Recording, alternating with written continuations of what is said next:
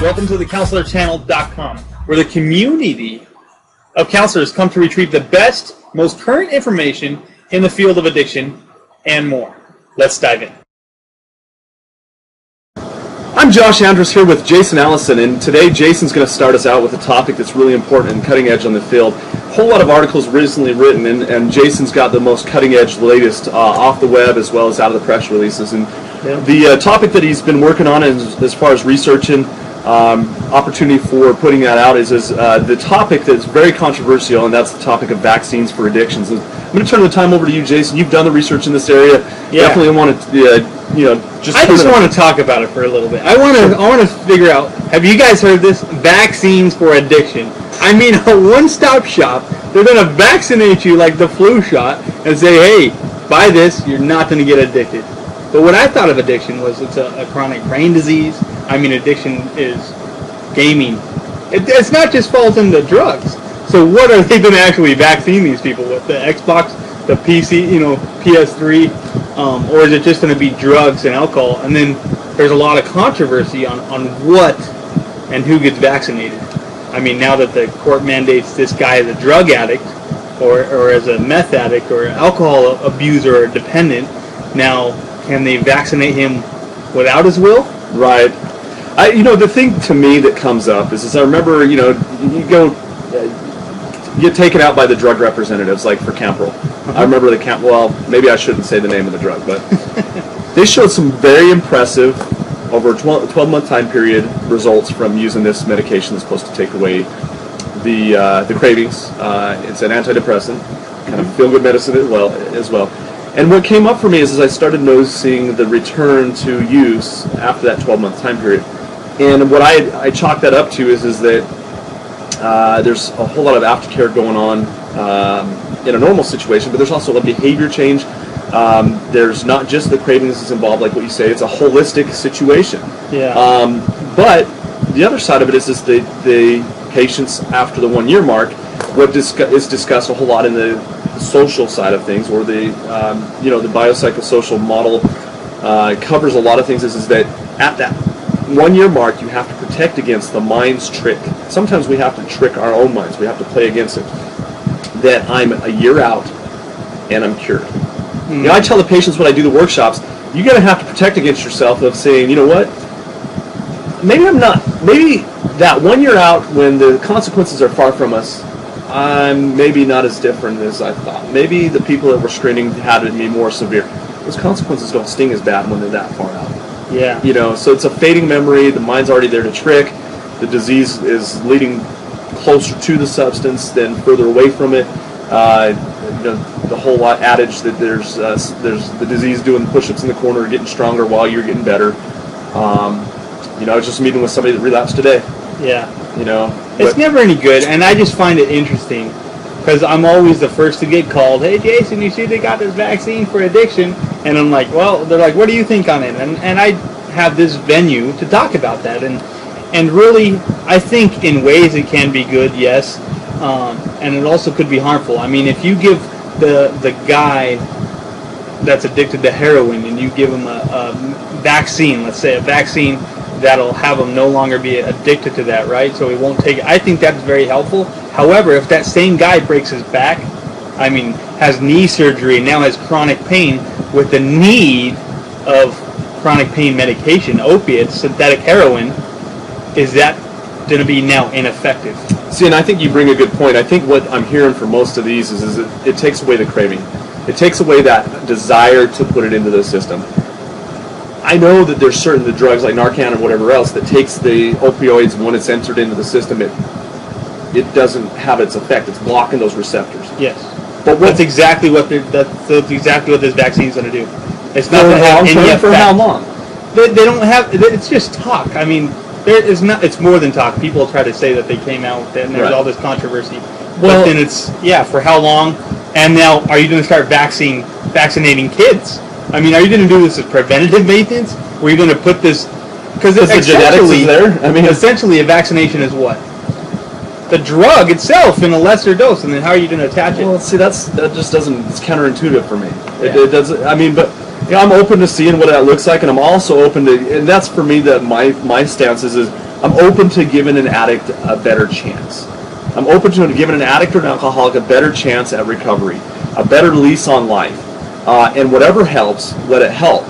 But don't look at it as this is the end all, because then it starts sounding like a whole lot of the Hollywood treatments where you have somebody that's been high as a kite, you take them in, you put them under a coma, an induced coma, basically by anesthesiology, and then you remove all the drugs off the receptors, and they come out the next week and they're good, they're cured. I mean, I seen a guy wrote a book called The Cure, and I hear about that, and oh gosh. Well, and that's a friend of mine knows quite a bit about that, and that's where you go. A longer story than we have time for, but it's anyways. Moving on. Yeah, that's important, and that to me.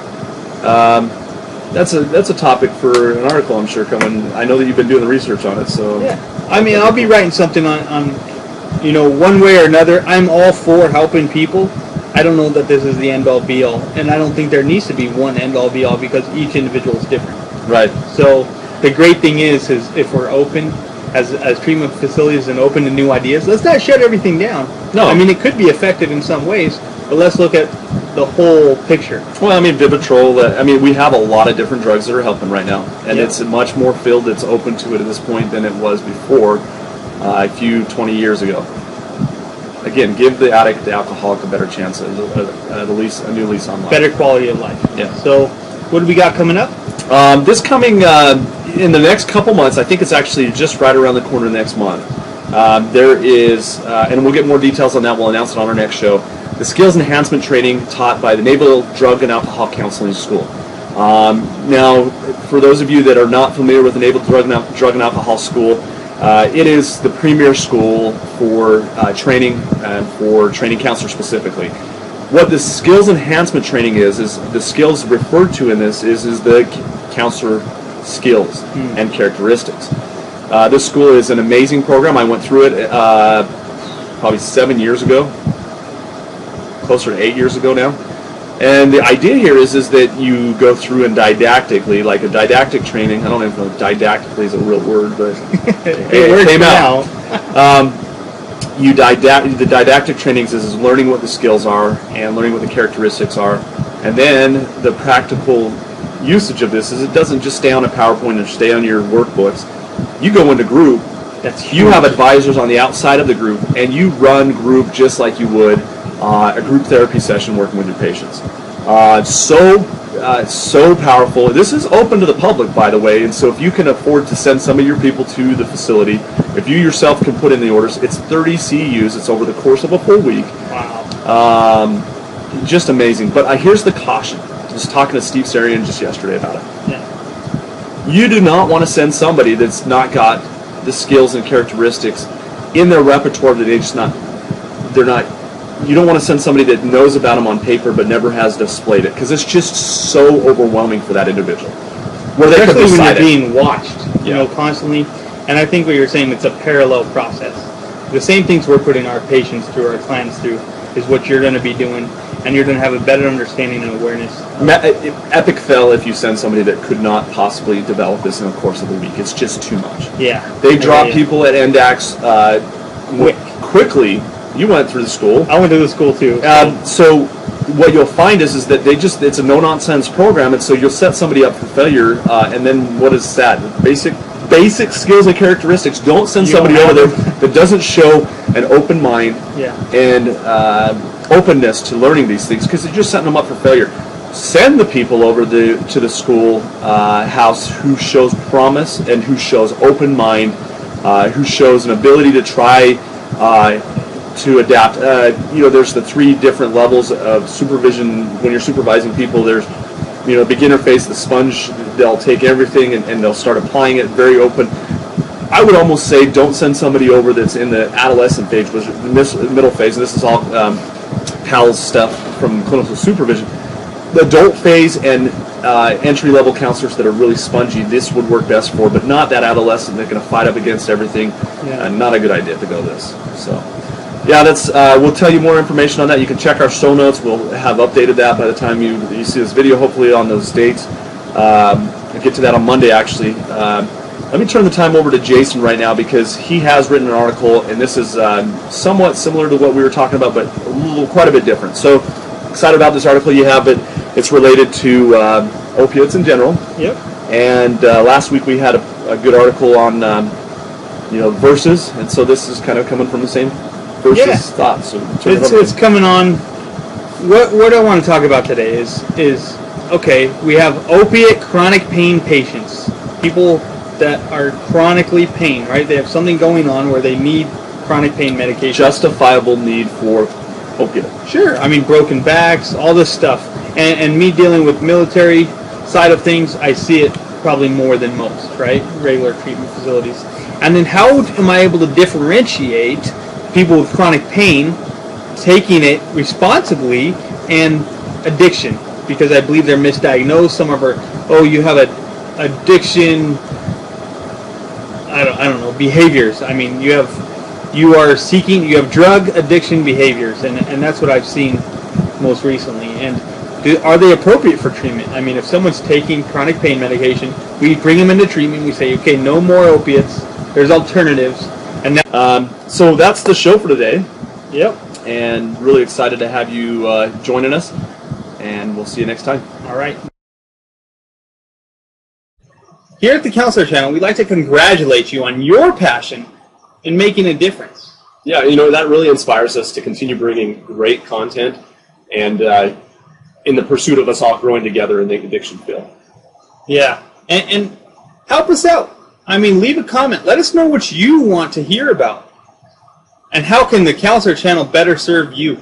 And also, if you haven't joined the community, the Counselor Channel community, it's a must. Please come on board today. All you have to do is go to thecounselorchannel.com and enroll now. Until next time, expand your uniqueness in the field. On behalf of Jason Allison, I'm Josh Andrus. See you later.